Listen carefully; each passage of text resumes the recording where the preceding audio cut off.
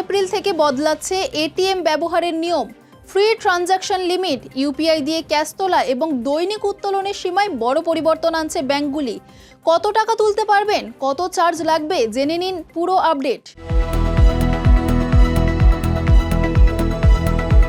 আগামী 1 এপ্রিল থেকে বদলে যাচ্ছে এটিএম ব্যবহারের নিয়ম। বেশ কিছু গুরুত্বপূর্ণ পরিবর্তন আনছে বিভিন্ন ব্যাংক, যা সরাসরি প্রভাব ফেলবে গ্রাহকদের নগদ তোলা, লেনদেনের সীমা এবং ইউপিআই ভিত্তিক ক্যাশ পরিষেবায়। এই পরিবর্তনের লক্ষ্য নগদ নির্ভরতা কমিয়ে ডিজিটাল ব্যাংকিংকে আরও জোরদার করা। এইচডিএফসি ব্যাংক জানিয়েছে, এখন থেকে ইউপিআই ব্যবহার করে এটিএম থেকে টাকা তুললেও তা মাসিক ফ্রি ট্রানজাকশন কোটা থেকে কাটা হবে। আগে এই পরিষেবাটি আলাদা হিসেবে ধরা হতো, ফলে গ্রাহকদের ফ্রি লেনদেনের লিমিট আগের তুলনায় দ্রুত শেষ হয়ে যেতে পারে। মাসে নির্দিষ্ট ফ্রি লেনদেনের লিমিট শেষ হলেই প্রতি অতিরিক্ত লেনদেনে 23 টাকা চার্জ কাটবে।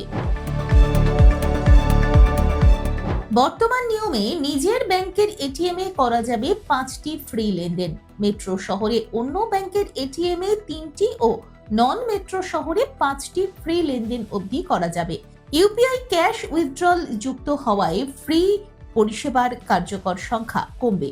পাঞ্জাব ন্যাশনাল ব্যাংক কিছু ডেবিট কার্ডের দৈনিক নগদ তোলার লিমিট কমিয়েছে।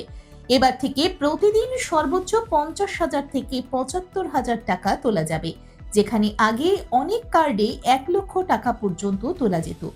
এটি ঝুঁকি নিয়ন্ত্রণ ও লেনদেন পদ্ধতির মানকরণে করা হয়েছে। জিও পেমেন্টস ব্যাংক চালু করেছে কিউআর স্ক্যান করে টাকা তোলার সুবিধা। ডেবিট কার্ড না থাকলেও ইউপিআই অ্যাপ দিয়ে কিউআর স্ক্যান করে ক্যাশ তোলা যাবে। এটি ব্যাংকিং সেক্টরে কার্ডলেস পরিষেবার দিকেই বড় পদক্ষেপ। এই পরিবর্তনগুলো ইঙ্গিত দিচ্ছে যে আগামী দিনে ধীরে ধীরে নগদে নির্ভরতা কমবে, এটিএম ব্যবহারে আরও কড়াকড়ি ও নজরদারি রাখা সম্ভব হবে।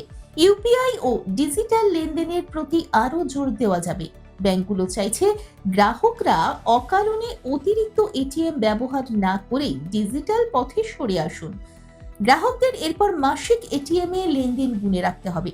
টাকা তোলার নতুন লিমিট জেনে এটিএম ব্যবহার করবেন। অযথা বারবার নগদ না তুলে পরিকল্পনা করে ব্যবহার করতে হবে। ইউপিআই বা কার্ডলেস পদ্ধতির সঙ্গে অভ্যস্ত হওয়া অত্যন্ত জরুরি।